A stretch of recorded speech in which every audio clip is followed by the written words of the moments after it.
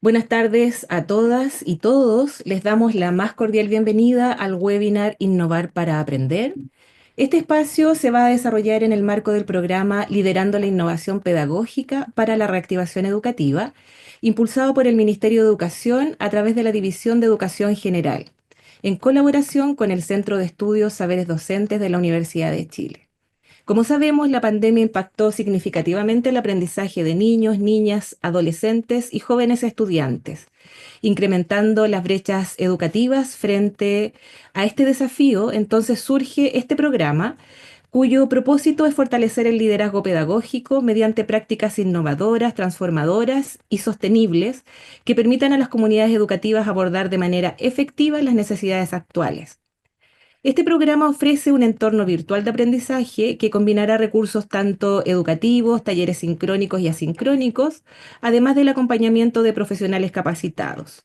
Las y los participantes recibirán sus claves de acceso el próximo 13 de diciembre y las actividades en plataforma comenzarán el 16 de diciembre.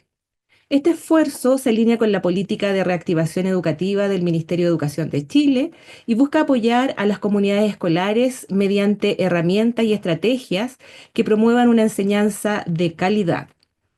Si usted aún no se ha inscrito, puede dejar su correíto anotado en el chat para que pueda recibir el enlace y sumarse prontamente al inicio de este programa.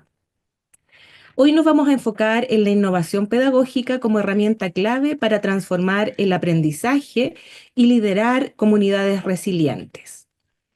Es un gusto para mí presentarles a nuestro expositor del día de hoy, Diego Escobar Rifo.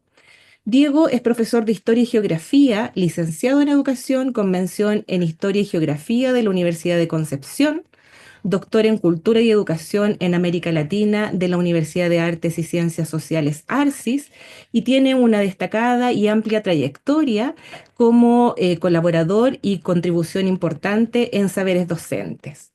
Hoy nos compartirá su presentación titulada Innovación para la Transformación Educativa, donde explorará el poder de la innovación como una herramienta para generar cambios significativos en nuestras comunidades educativas. La exposición de Diego va a contar con dos partes. Una primera parte donde abordará qué entendemos por innovación educativa y cómo ésta puede impactar positivamente en el aprendizaje. Y una segunda parte donde presentará estrategias prácticas de ejemplos reales que nos servirán como inspiración para aplicar en nuestras propias comunidades. Finalmente, tendremos un espacio de preguntas, así que les invito a que puedan escribir sus inquietudes en el chat a medida que vaya avanzando la presentación. Finalmente se seleccionarán algunas de ellas y van a ser planteadas al final para que Diego pueda responder. Diego, muchas gracias por acompañarnos hoy. El espacio es todo tuyo. Muchas gracias, Alejandra. Gracias por la presentación. Gracias, Andrea. Gracias, Flavia, por la invitación. Espero que eh, esta presentación sea de un buen enganche para el trabajo que están iniciando. ¿Se ve bien la presentación? Sí, perfecto. Doy inicio entonces. Me han invitado a trabajar el concepto de innovación para el aprendizaje. Este concepto es- la idea es poder trabajarlo dentro del programa Liderando la Innovación Pedagógica para la Reactivación Educativa, que ya, ¿cierto?, vimos su objetivo. Y el objetivo de la actividad propiamente tal tiene que ver con el acompañamiento a los equipos de gestión y la implementación de estos procesos de transformación educativa. Entonces, cuando ya entramos en materia, en primer lugar, me gustaría preguntarme por el origen de la palabra innovación.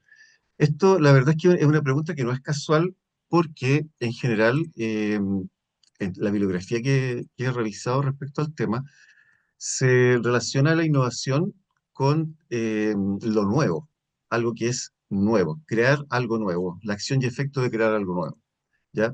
También hay excepciones relacionadas con la renovación y la restauración, ¿m? Del latín innovatio, ¿no? Sin embargo, cuando vamos al verbo innovar, ¿eh? Nos encontramos con una sorpresa que a mí me parece muy, muy interesante, porque se habla efectivamente de algo nuevo, pero algo nuevo que nace desde adentro. algo nuevo que surge de algo preexistente. Por tanto, no estamos hablando de algo que rompe completamente con lo que ya tenemos, sino que algo que surge de lo que tenemos. Entonces, nos hacemos estas preguntas, por ejemplo. ¿Es posible crear algo completamente nuevo? Más todavía en el tiempo que corre, con la acumulación de conocimientos que tenemos hoy día a través de la labor científica, es bien difícil pensar en que vamos a acuñar un nuevo conocimiento. Esa era de los descubrimientos, ¿cierto? Del tiempo en que el conocimiento era novedoso, ya al parecer pasó. Y el siglo pasado, en la segunda mitad del siglo pasado, se discutió mucho respecto a esto. Por ejemplo, ¿qué es nuevo? ¿Qué es copia? Cuando acuñamos nuevo conocimiento, ¿estamos copiando o estamos efectivamente haciendo algo nuevo? Bueno, la respuesta se dio en general a través de este concepto que deriva de la literatura y las artes, ya que es una técnica artística que se llama el pastiche. El pastiche se puede entender como el collage en términos más coloquiales. ¿A qué nos referimos con esto? Bueno, hay que decir que varios artistas cultivaron el collage como disciplina. Es bien importante considerarlo. En el collage lo que hacemos es reordenar lo existente en función de un nuevo propósito. Finalmente, lo que surge ahí es algo nuevo, efectivamente, pero que está en base a algo preexistente. Por tanto, mi propuesta en la innovación educativa es entender que estamos haciendo pastiche, que estamos haciendo collage, que estamos creando algo en función de cosas que ya se crearon. No pensemos que tenemos que tensionarnos a algo completamente distinto a lo existente. Lo importante es poder establecer qué estamos aportando en el momento en que decidimos innovar. Y esto está muy marcado por lo que hoy nos está pidiendo la UNESCO. Este texto que está citado acá eh, se escribió el año 2015, antes de la pandemia. Y son las primeras orientaciones que se hacen respecto a lo que se considera que es la educación del siglo XXI o el aprendizaje del siglo XXI, el nuevo aprendizaje. Si ustedes se fijan, se habla claramente de la creatividad y la innovación. Y lo que plantea la autora, Sylvia Scott, es que necesitamos ciertas condiciones. En el fondo, cierta valentía, cierto coraje para romper con lo tradicional. La innovación implica eso, implica repensar lo que estamos haciendo en función de nuevos propósitos. Leer muy bien la realidad que tenemos hoy, saber con qué contamos, hacia dónde vamos, qué es lo que queremos, quién nos acompaña. En función de eso es posible que se cree nuevo conocimiento, pero se crea un nuevo conocimiento desde la práctica, desde la aplicación. Acá no estamos en el ámbito de la creación de conocimiento en lo que se plantea la ciencia de forma tradicional, sino que estamos más bien en el desarrollo, en lo que es el I más D. Estamos pensando en cómo aplicar nuestros conocimientos, cómo aplicar lo que sabemos en función de nuevos propósitos. Por tanto, lo que se busca efectivamente es la transformación, ¿ya? Pero esta transformación hay que entenderla como un horizonte. No podemos pensar que porque hacemos algo distinto, inmediatamente la realidad se va a transformar. Esto requiere de otros elementos que permitan darle estabilidad, consistencia, permanencia, ¿cierto? Escalabilidad a lo que hacemos para que podamos decir que efectivamente se trata de una innovación. ¿Ya? Una actividad distinta a las que hacemos común y corrientemente puede ser solo algo anecdótico, no necesariamente el enfrentamiento de un desafío de innovación. Entonces, aclarándose ese tipo de cosas, pensamos que la innovación en educación se podría definir con estos dos grandes conceptos que están planteados en la diapositiva. Lo primero es la idea de tener ciertos cambios significativos en los procesos de enseñanza-aprendizaje. Y lo segundo, el mejoramiento de la calidad de lo que hacemos, ¿cierto? Para adaptarse a las nuevas exigencias. Una de las grandes contrataciones desde la década de los 80 en adelante es que el mundo cambió, hay una realidad distinta y esto no es solo una cuestión que tiene que ver con el cambio de las ideas, sino que también hay cambios materiales que son claramente visibles, por ejemplo, en la economía, en las formas de relacionarnos, etcétera. Estamos en un cambio de época. Por tanto, si hay un cambio de época, que varios autores lo llaman, por ejemplo, la sociedad postindustrial, la sociedad líquida, etcétera, la sociedad de la fragilidad, hay una serie de nombres que le han puesto a este proceso que nos obliga a estar permanentemente en adaptación. Lo que más caracteriza esta situación es la incertidumbre. Estamos frente a una situación donde no tenemos claridad ni tenemos una visión ideológica que nos diga, ¿cierto?, lo que viene, como estaba justamente en la década de 70 hacia atrás, donde habían ciertas posturas que nos decían hacia dónde va la sociedad y habían ciertas convicciones en ese sentido. Hoy por hoy esas convicciones cayeron y finalmente estamos siempre pensando en situaciones inciertas. Por tanto, lo que necesitamos es una adaptación constante a nuevas realidades. Y tenemos que estar pensando permanentemente qué es lo que se necesita para que las personas que están en el sistema escolar hoy día obtengan las herramientas necesarias para desenvolverse en esa realidad. Y eso es justamente lo que se plantea como un cambio significativo. Tenemos que revisar nuestros métodos, los contenidos, los materiales, las formas en que realizamos nuestra labor. Ahora, entonces, ¿qué características tiene el proceso de innovación? Como decíamos, no son hitos, no son situaciones puntuales, son procesos, ¿ya? Hay cambios cualitativos que se instalan y que buscan manifestarse culturalmente. Los cambios culturales son cambios que se hacen en un sentido profundo y se instalan poco a poco. Por tanto, hay que tener cierta sistematicidad en estos procesos. ¿Ya? No podemos pensar que si hacemos algo distinto, el cambio se va a ver inmediatamente. Son cambios de fondo, ¿ya? Que no ocurren de manera espontánea y que lógicamente tienen que ir emergiendo la visión del cambio poco a poco. Y lógicamente tienen que durar en el tiempo. Se espera que persistan estos cambios profundos y esenciales. Deben tener cierto un arraigo en los grupos humanos, en las prácticas de esos grupos, para que efectivamente podamos decir que eh, tienen impacto. Por tanto, se espera que sean procesos que permanezcan y sean de utilidad permanente. Y, lógicamente, deben tener una visión desde lo técnico-pedagógico. Y aquí nos acercamos justamente al punto que nos interesa tratar más profundamente, ¿ya?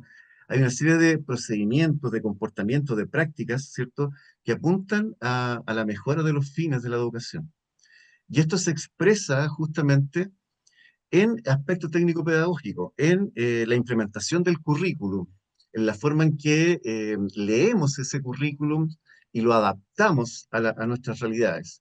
Tenemos que pensar que la visión actual plantea justamente de que no hay una sola forma de hacer educación, y debemos considerar la diversidad en términos de nuestro territorio, por ejemplo, pero también en la misma sala de clases. Por tanto, la exigencia es estar leyendo permanentemente la realidad. Y lo último que acá se plantea como una característica política es en relación principalmente a las resistencias que provoca cualquier proceso de cambio. Los procesos de cambio vienen a tensionar lo que hacemos comúnmente, lo que estamos acostumbrados a hacer, nos saca de nuestra zona de confort. Por tanto, lo que ocurre generalmente es que hay un proceso de resistencia y que hay que considerarlo inicialmente. Por tanto, desde el punto de vista de la política interna de un establecimiento educacional, es que se deben considerar los distintos factores que inciden en estos procesos e invitar a participar a toda la comunidad. Por tanto, son procesos que se hacen de forma democrática, basados en el diálogo, en la puesta de acuerdo, en los consensos.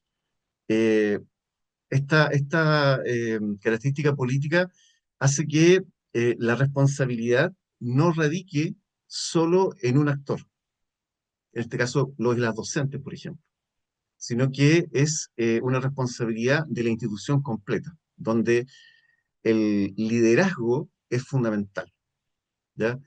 Entonces, claro, cuando ya vamos a ver las dimensiones de la innovación educativa, encontramos que la podemos encontrar al menos en tres dimensiones: en lo didáctico, en lo curricular y en lo tecnológico.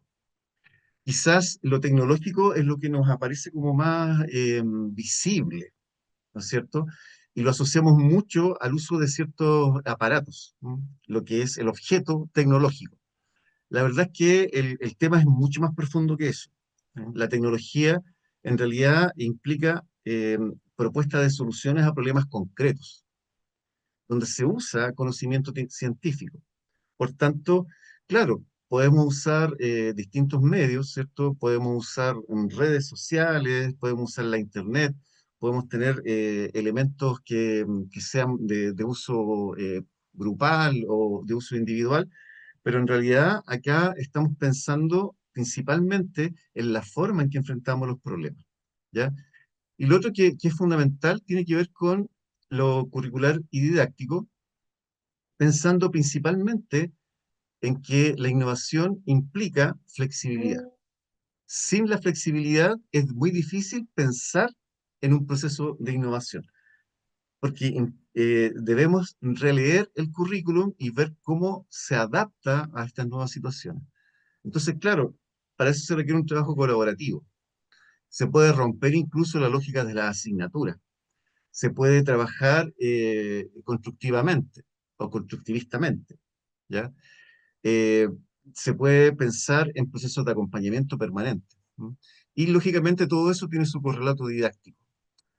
Entonces, claro, cuando vemos este tipo de situaciones en comunidades escolares específicas, ¿ya?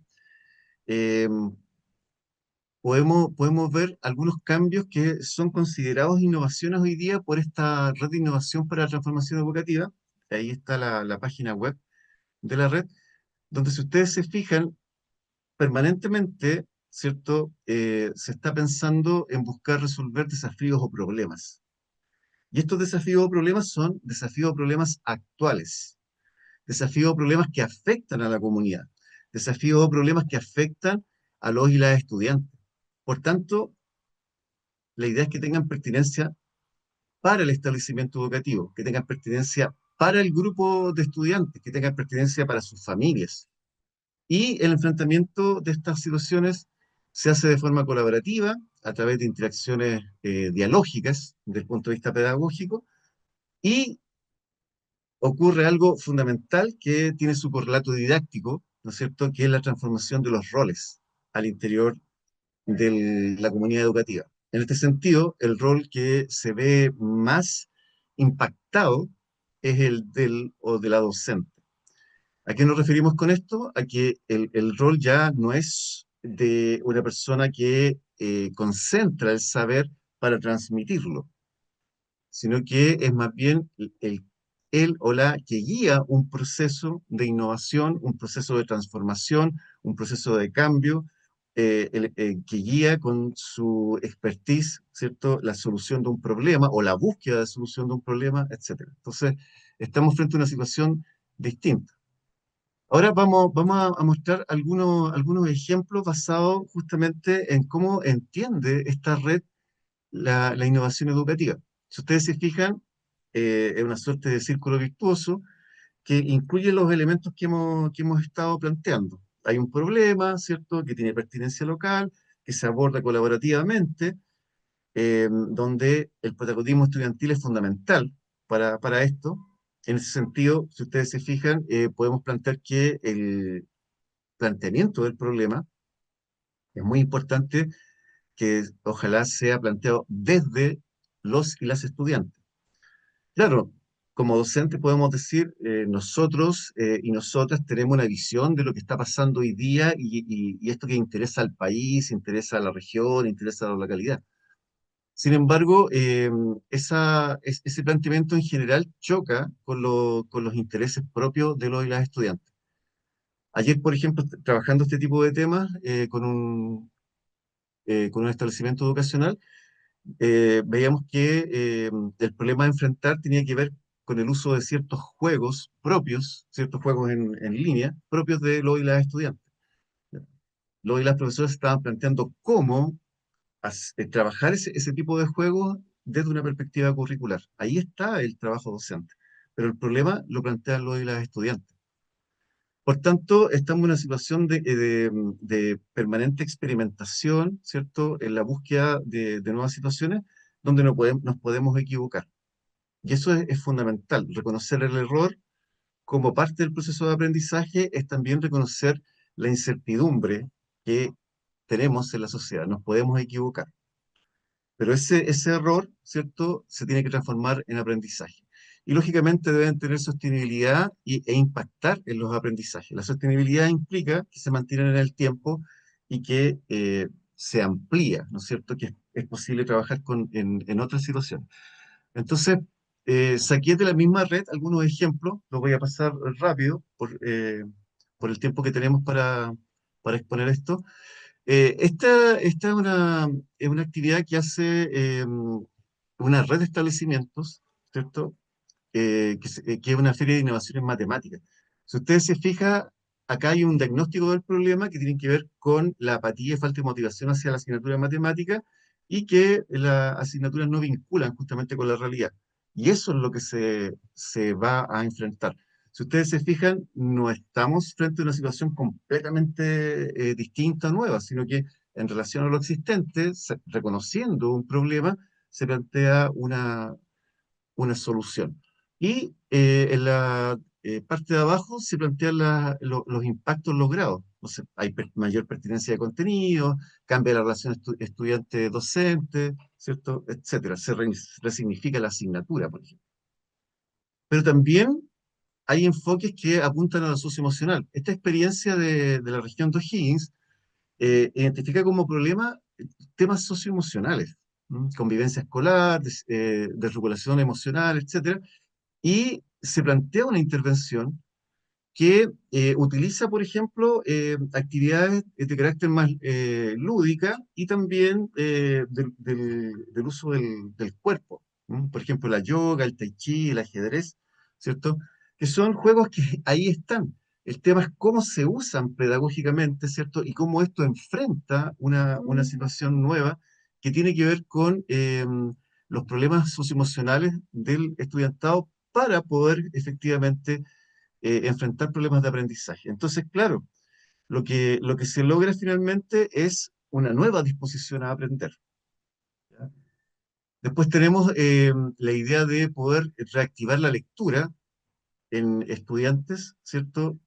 Que si ustedes se fijan en el diagnóstico del problema, se utilizan datos tanto externos como internos. Por ejemplo, el diagnóstico integral de aprendizajes, por un lado, e información del departamento de lenguaje. ¿Ya? Se implementa una innovación, ¿cierto?, para poder efectivamente impulsar una nueva forma o nuevas estrategias para la lectura y finalmente lo que se logra es fortalecer un aprendizaje colaborativo, ¿ya? Se van logrando objetivos de aprendizaje, se acortan brechas de aprendizaje y se ve claramente que esto impacta en las comunidades. Me voy a saltar esta solo por temas de tiempo. Eh, son tres experiencias que llevan ya tiempo en aplicación. Partió el año 2010 más o menos. Y estas son publicaciones que se hicieron durante más o menos 5 o 6 años. Es una serie. Acá está planteado el uso de la tecnología. Por un lado, por ejemplo, el año 2010-2011 se usó Facebook como recurso de aprendizaje, ¿cierto? Y se impacta en la posibilidad de que los y las docentes se transformen en líderes de proyectos, que sean proyectos integradores, donde se usa el documental, la multimedia para poder desarrollar aprendizaje. Posteriormente, se trabajó el uso de herramientas web, ¿cierto? La web 2.0 propiamente tal. Este proyecto, en estos dos primeras partes, se hizo en la Universidad de Buenos Aires, liderado por Alejandro Pichitelli, que es filósofo, que se dedica a temas educativos, y posteriormente se liga con otro grupo que está trabajando en España, que es liderado por María Caso, el grupo de las pedagogías invisibles, y generaron un proyecto distinto que se llama Esto no es una clase, que justamente busca generar entornos participativos, ¿ya? A través de lo que sería espacios disruptivos, ¿no? La idea es romper la estructura de la sala de clases para poder posteriormente, ¿cierto?, generar procesos de aprendizaje más libres, ¿no? Emancipatorios. Como les digo, esto ha tenido sostenibilidad en el tiempo y se basa en el uso de herramientas tecnológicas, redes sociales, ¿cierto? La web propiamente tal en sus distintas versiones. Entonces son experiencias que ya llevan tiempo desarrollándose y que son interesantes a revisar. Esa experiencia se llama EduPunk. Si la quieren buscar en internet van a encontrar mucha información. Entonces es importante ver qué actividades concretas se pueden desarrollar para poder transformar la comunidad escolar. Entonces, cuando nos planteamos la implementación propiamente tal, vemos que el rol de quienes lideran, ¿cierto? Las comunidades educativas se hace fundamental. El liderazgo educativo para inspirar y motivar cualquier proceso de cambio es muy, muy importante. Lo que se esperaría es un compromiso en términos de liderazgo. ¿M? Y ese compromiso, ¿cierto?, tendría que expresarse en la generación de entornos colaborativos, por ejemplo. Los y las docentes que enfrenten procesos de innovación tienen que formarse en este sentido. No basta con que sepan alguna disciplina, hay que formarse también en lo que significa la implementación de estos procesos. Por tanto, se requiere formación continua. Esto no implica necesariamente salir del establecimiento para obtener esta formación continua. Puede ser perfectamente procesos internos de autoformación. Entonces, claro, estos espacios de liderazgo, ¿cierto? La idea es también generar espacios inclusivos, fomentar ambientes propicios para la implementación de la innovación. Por tanto, se requiere una cultura del aprendizaje y la experimentación. La aceptación del error como aprendizaje es fundamental desde el punto de vista del liderazgo. La idea es que no todas las iniciativas van a tener éxito. Eso tenemos que considerarlo. Hay cosas que van a tener que ser reformuladas o desechadas en el camino. Otra cosa importante de este liderazgo comprometido es que se considere claramente el contexto en el cual está el establecimiento. Debemos responder a las necesidades de ese contexto, ¿ya? Es fundamental como forma de poder enganchar a la comunidad en sus distintas dimensiones, porque finalmente estamos afrontando situaciones que nos interesan claramente. Lo último tiene que ver con reconocer las tensiones que esto genera, ¿cierto? Y tener los recursos adecuados. Un liderazgo comprometido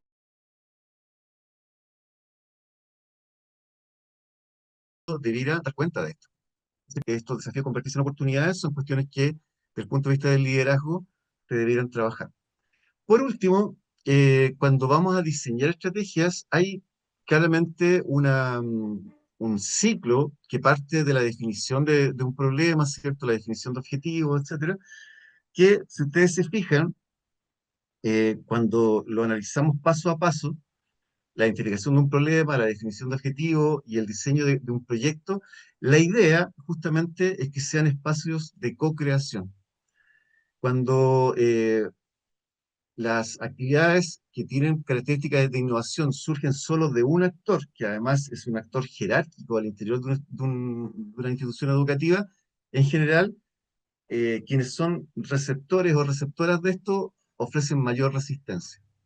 La co-creación genera las posibilidades justamente de acuerdo político, ¿cierto?, para enfrentar esto. Y lógicamente para esto necesitamos capacitarnos, formarnos en este sentido. No es algo que surja espontáneamente. La implementación la idea es que implique el uso de metodologías activas. ¿Por qué metodologías activas? Principalmente porque dan la posibilidad de participación de los y las estudiantes en otros roles. Ahí vamos a hacer un doble clic sobre eso más adelante. Y lógicamente debemos tener una evaluación permanente, continua, ¿cierto? Y que además nos entregue elementos para darle sostenibilidad y escalabilidad. En este sentido, la propuesta es trabajar con evaluación para el aprendizaje, la referencia del decreto 67, que nos permite justamente avanzar en ese sentido. Ahora, el tema de la metodología activa nos parece altamente relevante porque, por definición, este tipo de metodología están centradas en lo y las estudiantes.